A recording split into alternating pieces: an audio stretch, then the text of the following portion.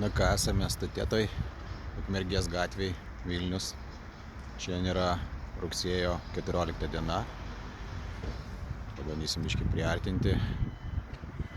Tai čia kainos yra tokios: 95 benzinas €62, dizelis €1,56 ir dujos €1,58.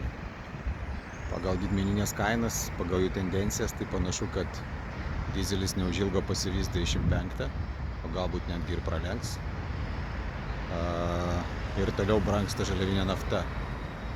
Dabar jinai kažkas apie 85-6 eurus už barelį.